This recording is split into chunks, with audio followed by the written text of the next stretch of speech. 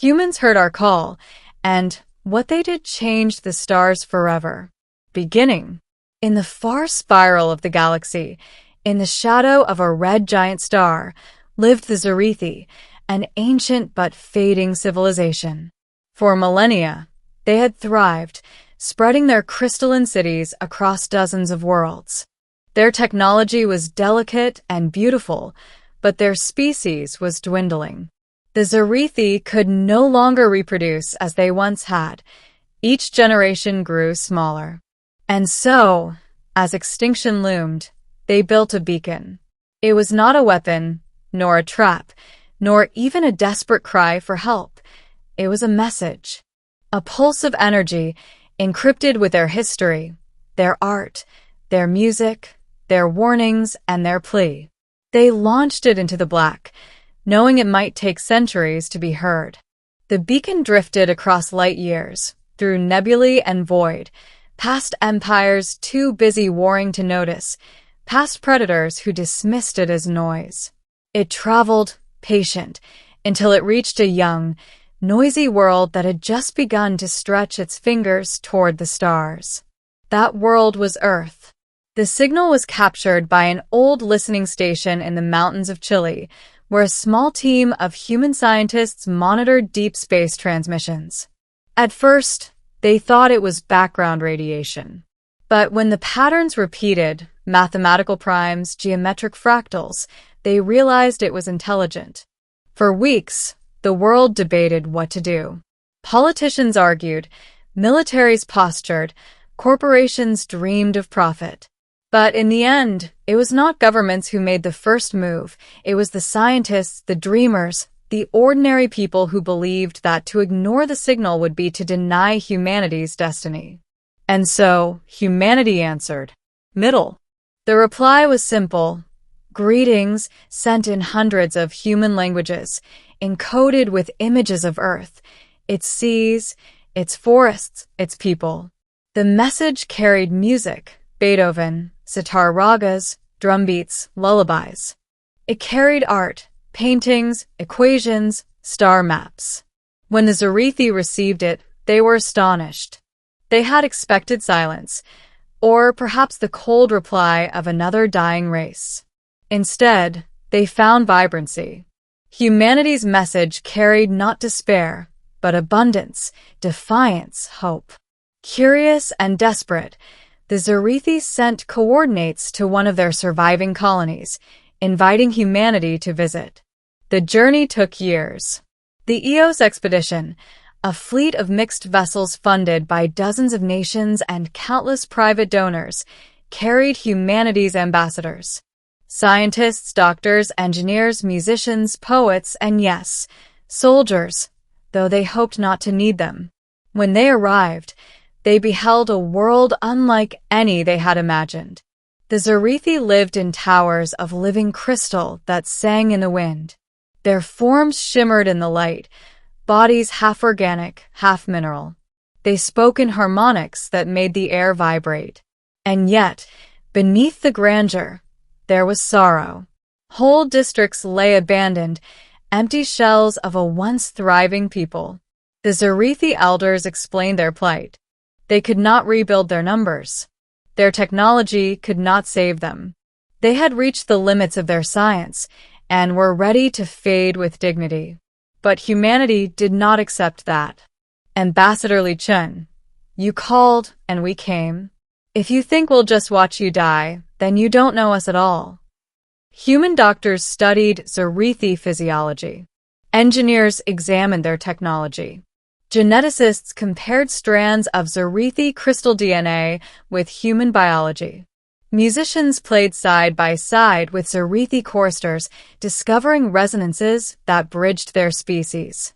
And slowly, a partnership formed. Rising conflict. Not everyone approved.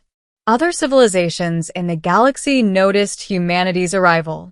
The Drexel, a warlike species that had raided Zarithi colonies in the past, saw an opportunity.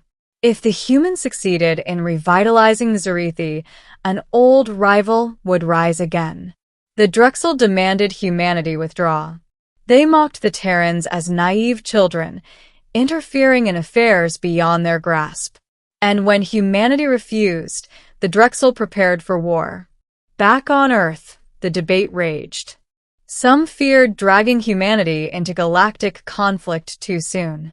Others argued that to abandon the Zarithi now would betray everything humanity stood for. The people spoke louder than the politicians. They had seen the Zarithi's faces, heard their music, and felt their grief. Crowds gathered in cities across the world, chanting one phrase. We heard the call. We will not turn away. Climax. The Drexel came in force, sleek warships bristling with plasma cannons, descending upon the Zarithi world like vultures. The Zarithi prepared to surrender, too weak to resist. But the humans, though outnumbered, stood their ground. The Eos expedition had no fleets, no superweapons. What they had was ingenuity. Elias Marin, chief engineer, reconfigured mining lasers into orbital defenses. Pilots turned cargo ships into decoys. Doctors became medics, musicians became messengers, every hand contributing. The first Drexel assault met resistance they had not expected. Human ships darted through asteroid fields with reckless precision, baiting Drexel vessels into traps. Zarithi crystals amplified human communications, sowing confusion in Drexel ranks. In the chaos, humanity's greatest weapon revealed itself, not firepower, but adaptability.